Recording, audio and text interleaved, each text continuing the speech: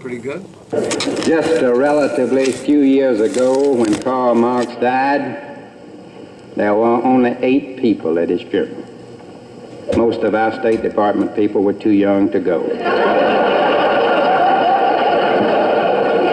In the ensuing few years, the communists have captured more people than Christianity can now count standing after 2,000 years.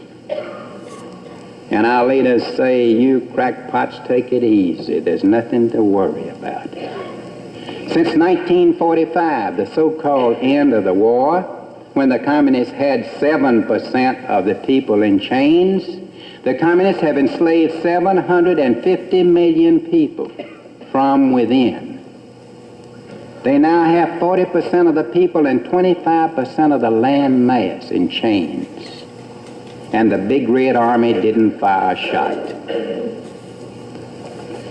All the communists have to do is to keep on doing exactly the same things they've been doing, and all we have to do is to keep on doing exactly the same things we've been doing, and their timetable calls for taking us over from within by 1973.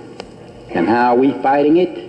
We have a team in Geneva, Switzerland now to expedite a disarmament plan, to phase out our entire defense establishment into the United Nations by 1971, Army, Navy, Air Force, which is surrender and slavery. And yet people say, what do you want to be a crackpot for? What are you so upset about? Have you ever had it so good?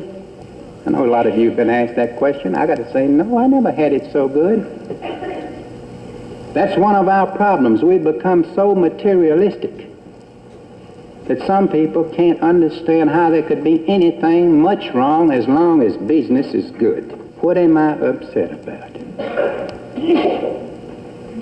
Our government now owes not $308 billion, but more than $1 trillion, counting Social Security commitments, commitments to veterans, total commitments already pledged and unpaid for.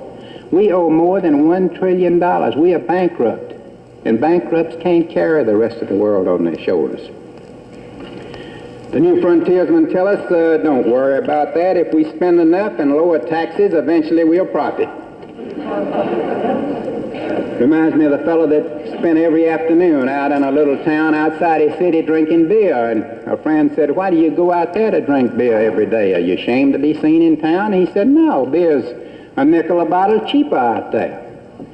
Well, he says it's 24 miles out there and back at 7 cents a mile. How are you saving money? Well, he said, I just sit there and drink till I show a profit.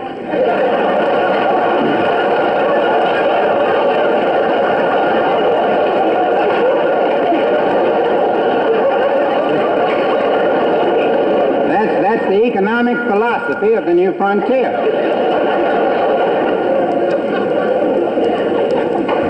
You know, it's very fashionable these days to be a middle-of-the-roader. Stay in the middle of the road wherever it is. It's been moving to the left for 25 years. But some people are determined to stay in the middle. Pontius Pilate was a middle-of-the-roader. He didn't have the morality and the courage to make the decision to crucify Christ. He left it up to the mob to decide, the democratic thing to do. The leftists and the middle-of-the-roaders, so-called, claim that we extremists are dividing and confusing the American people and diverting attention from the real menace of communist gains in Asia, Africa, and Latin America. Who caused the communist gains within and without? Was it the so-called right-wingers like Senator McCarthy or Senator Taft, Robert Welch? No. It was the left-wingers who've been in the saddle, the Roosevelts, the Hopkins, the Kennedys, the Stevensons, brought us where we are.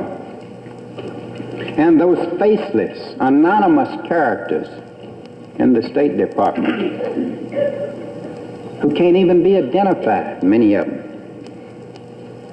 They remind me of that new deodorant they call Stereo. It doesn't stop the odor, but you can't tell where it's coming from.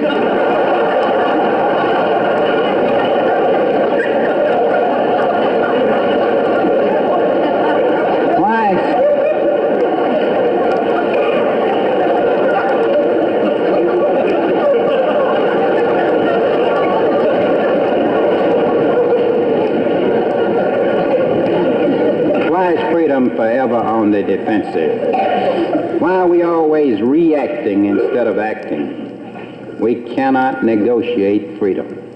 We cannot negotiate morality. We have to be willing to stand up for it. We've never won a negotiated victory. The communists have never kept a pledge that amounted to anything, yet we keep negotiating. We have and have had government by misrepresentation, a government which has discarded the Constitution, usurped the sovereignty of the states, robbed the people of their material wealth and their freedom, given away our substance to the world without end, and left us subject to defeat by a foreign power. To save the world, we must save America. I believe that the way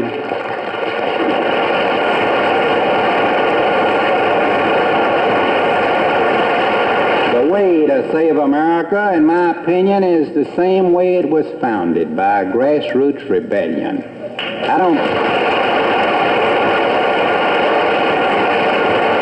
If our republic can be saved from socialism, insolvency, and surrender, it'll be saved by us reassuming on the local level those rights, privileges, taxing powers, and responsibilities guaranteed by the greatest freedom document ever devised by man, the Constitution. We won't be saved by the Republican or the Democrat Party. We'll be saved not from the top down, but from the bottom up.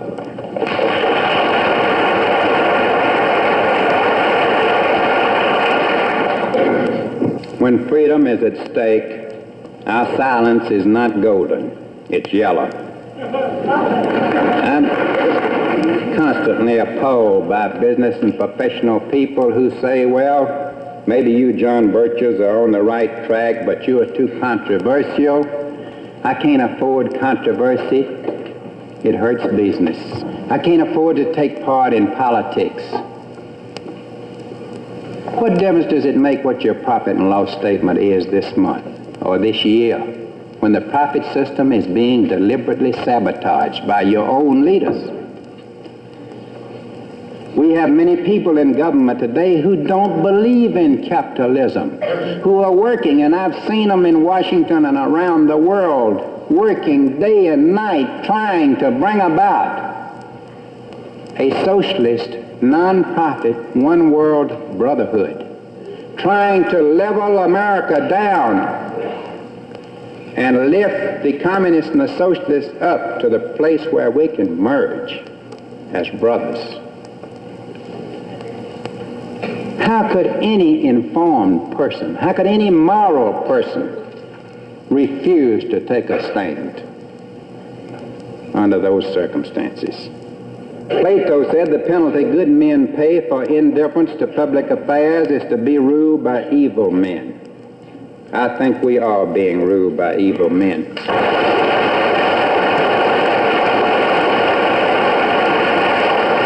What can one person do? One man, Nathan Hale, sent chills up spines of generations of American patriots when he said just before he was being put to death, I only regret I have but one life to lose for my country. Sometimes I've wondered if you two spy Powers might be the modern Nathan Hale. Powers was paid $30,000 a year by his government to do a job, and when he was caught, he said, I didn't know what I was doing.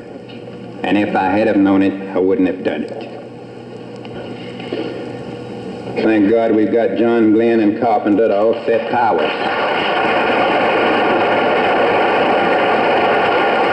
One man's vote kept us from killing compulsory military training 4 months before Pearl Harbor. One man unknown today fired the shot heard around the world, and he didn't worry about it hurting his business. He was neither paid cash nor guaranteed any benefits. by his government. He just did what his conscience told him to do for his country. You are but one.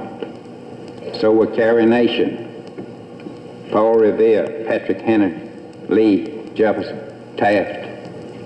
So was Joan of Arc, and she couldn't even read or write. We can't depend on our leaders. We can't depend on the professionals. You remember back during the Russian Revolution, the business and professional leaders thought that they were smart enough and sophisticated enough to stay on top, regardless of which regime won out.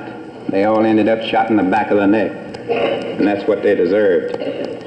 Sadly, we've got a lot of business and professional leaders in this country today who are determined to ride what they think's the wave of the future. Some people can't understand how these rich people, these Kennedys, these Roosevelts, these Rockefellers, why would they be for socialism? Don't forget that communism in its purest essence, true communism, Lenin's Marxist communism, called for an aristocracy of leadership and wiping out the middle class. Somebody's got to run General Motors. Somebody's got to run the steel companies. Maybe these fellas figure if somebody's got to do it, it might as well be they.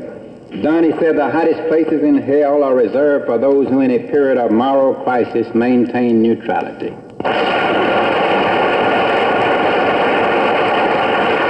If this is not a period of moral crisis, when have we ever had one in the history of this country? We conservatives are constantly attacked for being beginners, wanting to turn the clock back, old moss back reactionaries. Somebody accused me a while back of even being against that little darling Caroline Kennedy. The only thing I've got against her is the people she associates with. We conservatives are accused of being against all change. I think most of us are for change, any good change. But we are not for changing the system that produced the highest amount of freedom and the greatest prosperity known in human history for an age-old failure, socialism. We're not for change just to be changing, like the fellow who just for a change decided he'd start parting his hair crossways ear to ear. And his last remaining friend says, well, how do you like your hair parted ear to ear? And if he said, oh, I like it fine, except for one thing, people always whispering into my nose.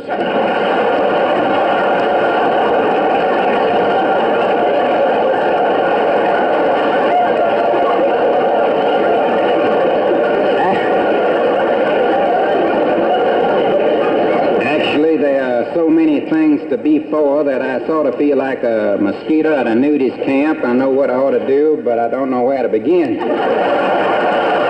I'd like to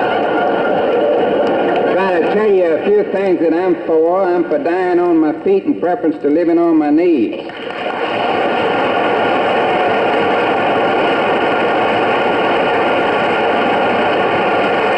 For a national purpose diametrically opposed to coexistence with history's most atheistic, despotic mass enslavers.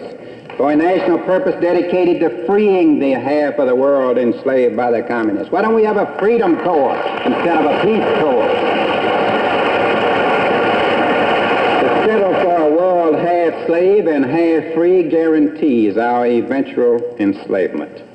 I'm for a congressional investigation of the State Department.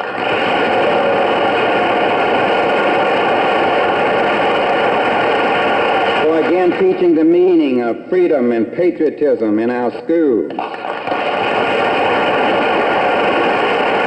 For Max Rafferty, for George Washington, the father of our country who never told a lie. Of course, he never did have to fill out an income tax return. For the Liberty Amendment, for people-to-people exchange, for exchanging not millions of tax-free food and drug ransom for the Cuban prisoners, but exchanging 3 people for them: Milton Eisenhower, Walter Reuther, and Bobby Kennedy. For limiting all of our federal elected employees to one term. Now, a lot of people say, well, that's impractical. It takes one term to get in there and know the ropes. Well, that's just the point. You know, most politicians are neither dedicated leftists or dedicated rightists. They're dedicated to staying there. It becomes an obsession with them that overrules everything else. Some cynics say that the answer to the professional politician is just to elect rich people, that they won't have to steal. Of course, stealing has no connection with riches. Most thieves didn't want bread, they want pile or mold. Most politicians are like cockroaches. It's not what they steal and carry off, it's what they fall into and mess up.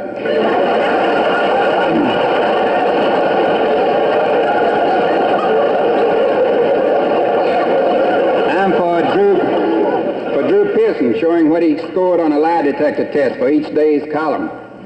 For President Kennedy, the Roosevelt, Soapy Williams, Adlai Stevenson, Nelson Rockefeller, and all the other super rich by inheritance, built-in guilt complex do-gooders sharing their own wealth and not mine.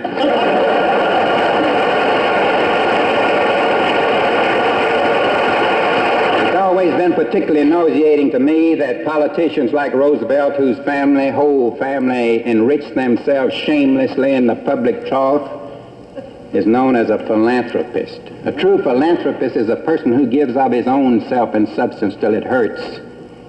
The widow without two mites. It's not what you give that counts, it's what you have left over. Most politicians are not givers, they are takers.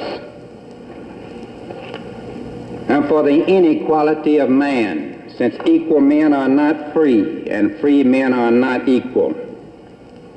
That great authority on communism, Laughing Boy Stevenson, said recently, we have less to fear from communism than from the complexities of modern life. Now, I'll admit Mr. Stevenson's life has been pretty complex, more so than it's made the papers. In evaluating the communist menace, Mr. Stevenson's perception reminds me of the story of the drunk who stumbled up on this man barbecuing a chicken on the rotary spit on his patio. The drunk says, "Hey, buddy, what's the matter? Your organ ain't playing and your monkey's on fire."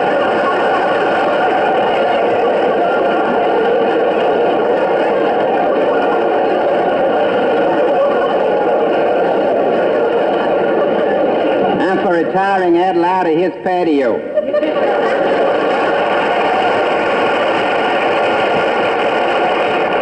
For giving Red China a seat in the United Nations, our seat.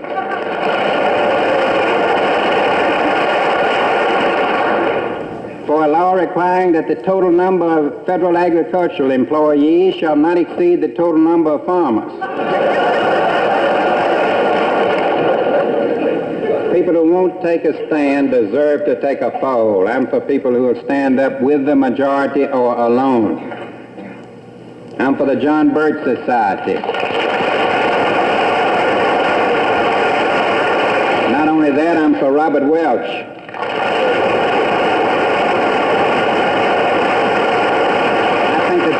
Society offers the best leadership, the best program, the best results to save our republic from socialism, insolvency, and surrender. And that's the reason for this smear. You know, there are about 2,000 so-called conservative organizations in this country, by count. Most of them have been in existence 25, 30 years, meeting and eating and retreating. The John Birch Society has done more in 3 years than the majority of that 2,000 organizations. And that's the reason for the smear. It's so-called fascist organization. Do you ever stop to think that every person and every organization that's done an effective job against the communists has been smeared from Martin Dies on down? In the first place, fascism and communism are peas in the same pod. They're the same thing. They're first cousins. Fascism and communism are not opposites. They're at one end of the spectrum because they believe in totalitarianism. They believe in total government and little people. At the other end of the spectrum is anarchy, no government. We who believe in constitutional government, in little government and big people, in less government and more individual responsibility, we are not the extremists. The slogan of the John Birch Society is less government and more individual responsibility in a better world. It's as far from fascism as you can get. It's called secret. It's not as secret as my church. I spent quite a while in my church trying to get a list of members to tell them what the National Council of Churches was doing to them. It's not as secret as the American Farm Bureau, Federation of the Elks or the Masons or your fraternity or sorority. Most of the charges that have been made against the John Birch Society are deliberate distortions, and that's a little bit scary to think of what the mass communication system can do to good people, to a good organization, because the image is bad out on the street. Most people who just read their newspaper, the Post or Life or Look, the Time, Drew Pearson, Huntley and Brinkley, have a bad picture. They go home and look at the boob tube and they don't know any more about it.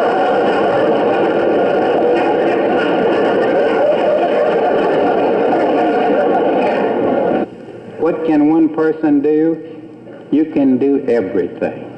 You are the government. We get what we deserve. The best way I know to save our freedom, to save our country, is to join the John Birch Society. If you know a better way, you tell me what it is. I want to join it.